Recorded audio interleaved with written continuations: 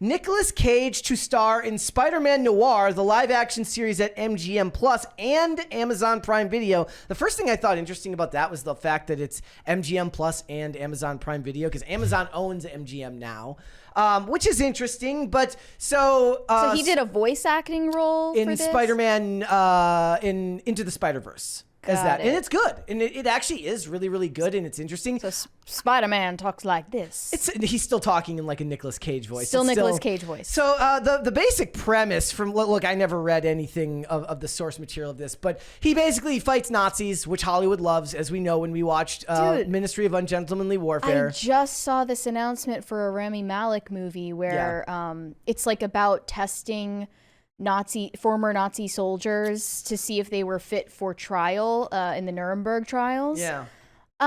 Which is, an interesting concept if it weren't such an oversaturated subgenre at this point, right?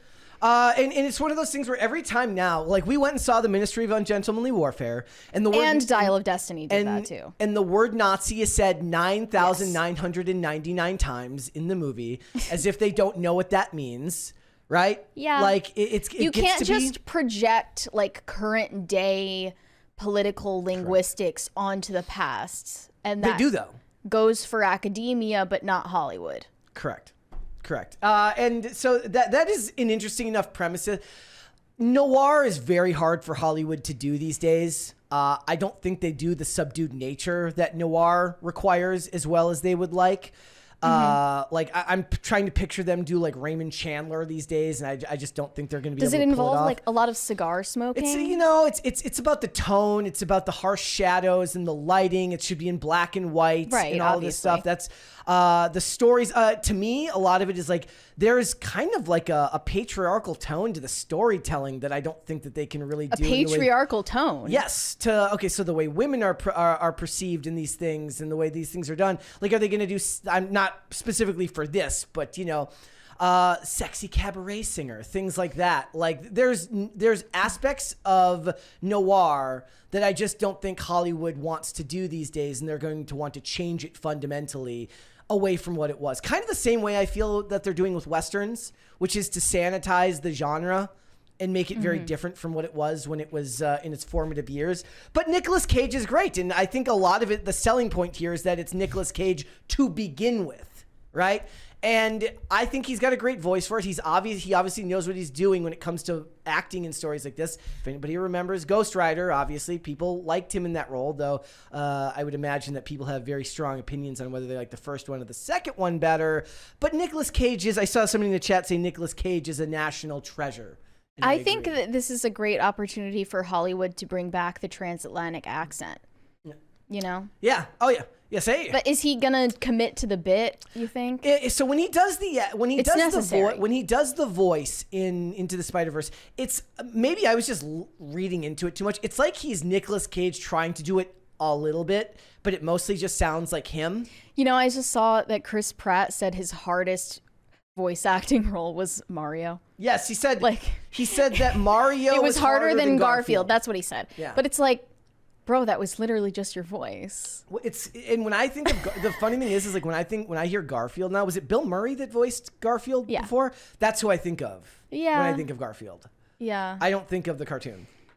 I agree. But Nicolas Cage has got a lot of goodwill when it comes to working in this space, I think. I was talking to somebody the other day. I said, if you want to show your kids really, really fun movies that have a strong love for America, go watch the old National Treasure movies, 1 and 2, not the abysmal show that came out on Disney+, but watch National Treasure 1 and 2, and you'll see something really, really fun. But I also think that there's a strong argument, like, why does it have to be live action? What's really, really interesting. So because the medium of animation is not as well respected in the award shows and I don't think that anybody's going Hollywood to watch in general, like Nicolas Cage superhero stuff for award shows anyway. So what's funny is like when one of the comments, because I was tweeting about this earlier, I said, "What are your thoughts on this idea?" And they said, why do live action? It's so limiting. Back in the day, it was the opposite. Back in the day, everything was made as animation. And everyone's like, oh my gosh, I would love to see these characters done live action. Now, that's kind of the last thing I want. Well, it's like video games for the longest time, the novelty of graphics getting better and better was so interesting to people. And now they've gotten about as good as they can get, and people are reverting back to simple graphics. And the next frontier of like VR and AI and other sensory experiences. Like this is kind of an interesting example, but I was thinking of The Dark Knight Rises, and they've got Tom Hardy as Bane. I don't want to see and Tom Hardy's kind of short to begin with. I don't want to see like regular sized Bane, even if he's muscular. I want to see hulking, enormous, and he dwarfs Batman. Right? Like, and that's done through animation in a much easier fashion. One of the better examples of it done well live action is Vincent D'Onofrio as Wilson Fisk, who's always the character of Kingpin is always portrayed as being very, very large. And Vincent D'Onofrio is a large dude, so it kind of works. But there's a $20 one there from Alfred LaRock. I don't see it here. Oh, he said, we think Mary is a national treasure. Sure. Wait. Sorry to interrupt. Sorry to interrupt. I've been around for a while, but not sure what the crisis party trigger is anymore. Help a dummy out and fill me in. Thanks, folks. Keep up the good old work. Well, so every time we get to $100 in super chats, you trigger a crisis party, yes, my friend. That is how it happens. So we forget to explain that. I guess new people might be a little confused. Yeah. So as you see with the meter right there, the crisis meter goes up with every super chat, so we're sitting at $25.96 right now. So we're a quarter of the way to the first crisis party. And Mary is a national Thanks. treasure. There you go. I would like to see, also for animation, I guess because I've been explaining to people that I've been watching the Spawn animated series right now, which is very, very dark.